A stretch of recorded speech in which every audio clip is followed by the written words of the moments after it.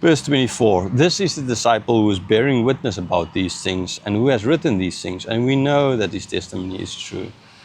Right, so this is this disciple, this is John. Okay, he bear witness. He was following them. He could hear them. Right, he's the one writing, who wrote down this, all of this, and we can know that his testimony is true. Right, this is not again faith based upon thin air. Okay, some oxygen, some carbon, some methane, or what, carbon dioxide, some methane, and etc. And there we can kind of walk on it. This is not in thin air, right? They knew John. He wrote it down, right? So we know his testimony is true. We, the readers, know his testimony is true. The original readers, that is, those like Nicodemus, like Joseph, who believed, who were disciples ultimately of Jesus. The people to whom he wrote this book, whose names, whose money he most likely used to write this, they know him. And they know that they can trust him. And they know, therefore, that testimony is true. See, it's knowledge. Knowledge, again, getting back to knowing. It was not hidden. They could look at. So faith is not. It's based upon the character of this person. Trusting God is a logical thing to do because you have the whole Bible where God always kept his word. You would be a fool to not trust God. But even Christians don't trust God more often than not. But yeah, we are fools in that sense. God has proven himself worthy all the time. So the belief in God is not belief in thin air. It's a belief in one who had a book written where we see he kept his words always, always, always. Like here with John. Verse 25. Now there are also many other things that Jesus did. Were every one of them to be written, I suppose that the word itself could not contain the books that would be written.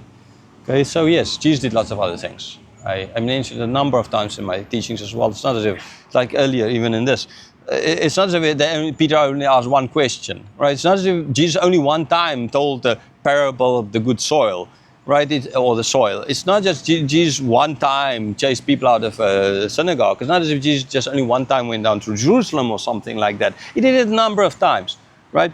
And yeah, we can't write all of this down, okay?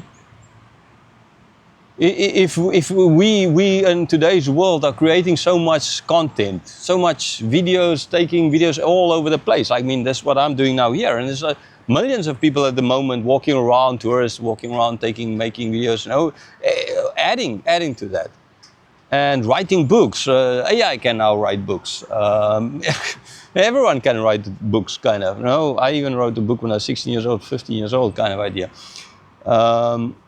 And I mean, there are lots of books being written. I said I've thousands of books just here on my tablet. Did Jesus do that many deeds, right? Of all those while he was here on earth? In a sense, it's most likely not. Does it mean then that these words are wrong? No, it does not. Okay, firstly, because from him who wrote this down, they did not have that many books. Okay, secondly, the other thing that's even more important is Jesus is still acting, right? If a plane lands safely today, it's because Jesus, God, is acting.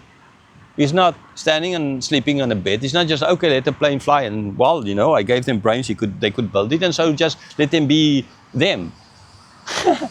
We make mistakes, lots of them, right? Driving on these roads, accident can happen like that, if not for God. And this Russian hymn will say, "Если бы Бога нет, oh yes, любви Христа не смогли." Okay, so that's that idea of we would all cease to exist. So he is acting now, all the time, in the life of absolutely every person on this planet. Doesn't matter the color, the sex, or whatever. He is working, and he's doing miracles, but we are just too blind to see them. So yes, if all of this throughout the ages could be written, are you sure all the books of the world will not be able to contain it? Now again, they had different kinds of books, we have different electronic books, etc., right? I can keep so many books in this little thing now, a lot more than they could in a huge library those days, but you know, that still does not change anything, really. So yes, the whole world would not be, because he keeps on doing. He keeps on doing. He is actively involved. He didn't just leave and let us be. Praise God. Well, and that concludes this chapter, and now it's left it's just a conclusion to, God willing, we go to the next part, the conclusion to John, to the chapter, and then the conclusion to the book, hopefully in another part.